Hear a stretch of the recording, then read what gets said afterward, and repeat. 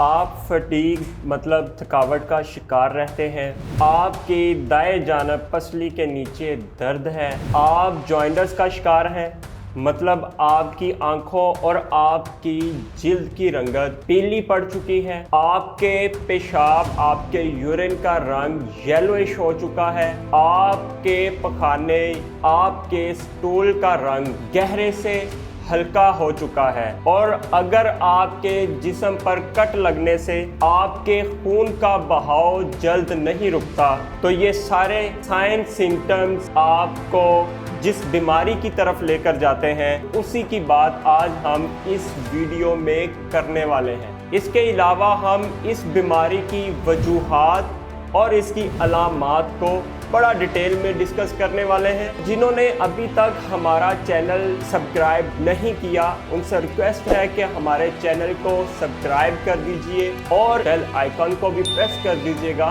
ताकि हमारी हर नई आने वाली वीडियो आप तक पहुंच सके। तो दोस्तों आइए बढ़ते हैं अपनी वीडियो की तरफ।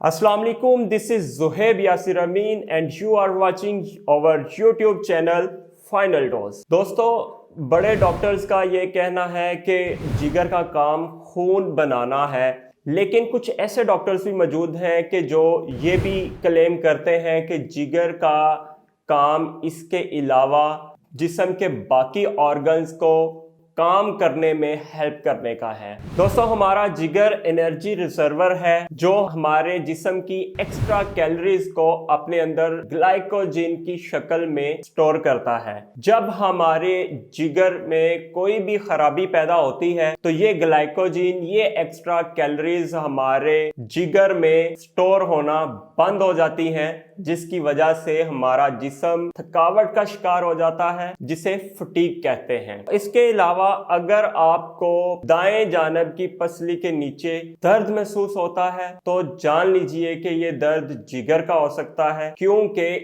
इस पसली के बिल्कुल नीचे जिगर मौजूद है तो ये दर्द आपको जिगर की तरफ भी लेके जाता है। जिस्म में एक ऑर्गन ऐसा है जिसे बिलीरोबिन कहते हैं। जब आपके जिस्म में इसकी मिकदार ज्यादा होना शुरू हो जाती है तो हमारी आंखें और जिस्म पिलपिलाहटपन मतलब पीले रंग में तब्दील होना शुरू हो जाता है। इसे जॉन्डिस भी कहते हैं। इसके अलावा जिस्म में बिलीरोबिन ज्यादा होने की वजह से आप जब यूरिन पास करते हैं तो यही बिलीरोबिन इस यूरिन के जरिए बाहर निकलता है, जिस वजह से आपके यूरिन का कलर येलोइश होना शुरू हो जाता है, जो जिगर की बीमारी की एक निशानी है। दोस्तों जिगर के फंक्शंस में से एक फंक्शन बाइल की रेगुलेशन का होता है। बाइल कंपाउंड स्टूल के रंग को गहरा करता है। जब जिगर में बाइल की स्टोरेज या इसकी ट्रांसपोर्ट में मसला आए तो स्टूल का रंग गहरे से हल्का होना शुरू हो जाता है, जो जिगर की बीमारी की अलामत बनता है। दोस्तों इसके अलावा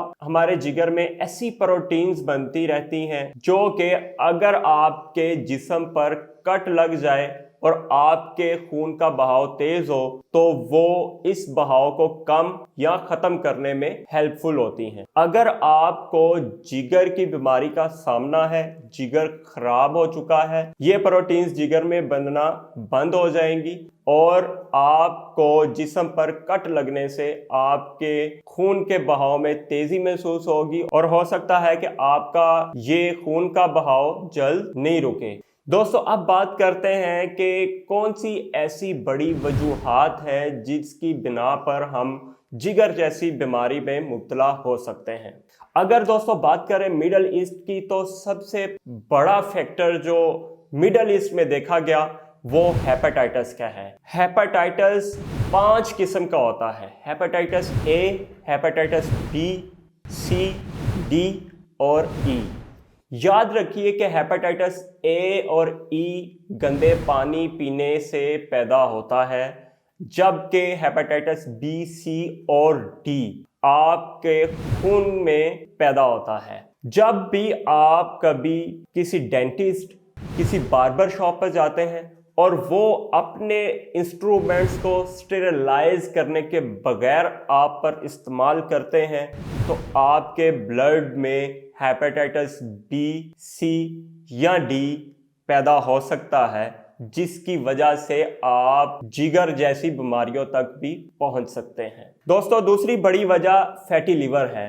जब आप ऐसी ड्रिंक्स का इस्तेमाल करना शुरू कर देते हैं जिसमें शुगर ज़्यादा हो और अपनी डेली रूटीन में ऐसी ड्रिंक्स का इस्तेमाल शामिल कर लेते हैं, तो हो सकता है कि आप फैटी लिवर जैसे इश्यूज की तरफ चले जाएं और आपका जिगर काम करने में मसले पैदा करना शुरू कर दे।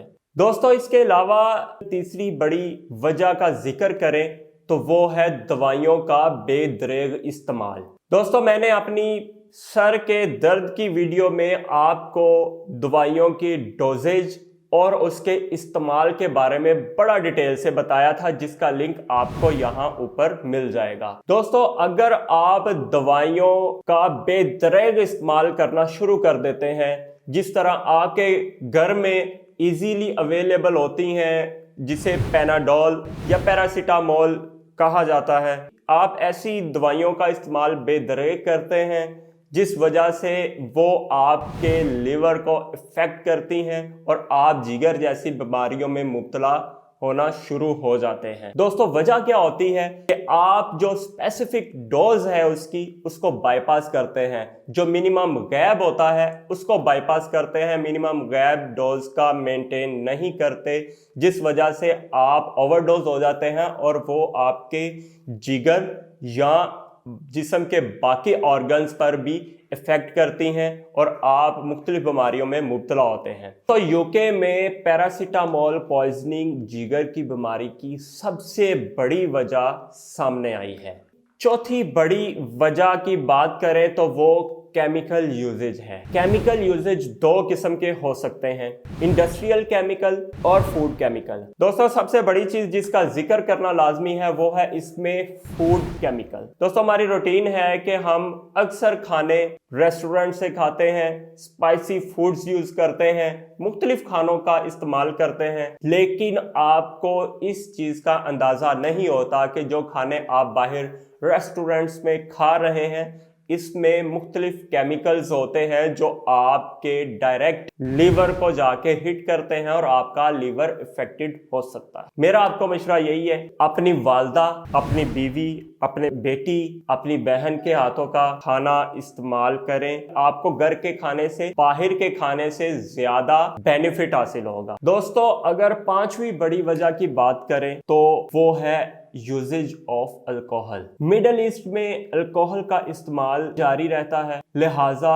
अगर आप अल्कोहल का इस्तेमाल करते हैं तो याद रखिए कि ये डायरेक्टली आपके जिगर, आपके गुर्दों और भी जिस्म के मुख्तलिफ ऑर्गन्स को इफेक्टेड कर सकती है, लिहाजा अल्कोहल के इस्तेमाल को ख़त्म कीजिए। एक और वजह आपको एज अ बोनस बताता चलूं, दोस्तों, अगर आपको ऑटो इम्यून डिजीज है तो भी आप जिगर जैसी बीमारी का शिकार हो सकते हैं। ऑटो इम्यून डिजीज में हमारे अपने ही सेल्स जिगर के खिलाफ काम करना शुरू कर देते हैं, जिसकी वजह से जिगर इफेक्टेड हो जाता है और हम जिगर जैसी बीमारियों का शिकार हो जाते हैं। दोस्तों, उम्मीद करता हूं कि ये सारी इंफॉर्मेशन आपके लिए बहुत हेल्पफुल रही होगी और आप इस इंफॉर्मेशन को, इन अलामात को, इन वजूहात को देखते हुए आप प्रिकॉशन मेजर्स फॉलो करेंगे ताकि आप जिगर जैसी बीमारियों से महफूज रह सकें। इंशाल्लाह बहुत ही जल्द बहुत ही बेनिफिशियल और अच्छी इंफॉर्मेशन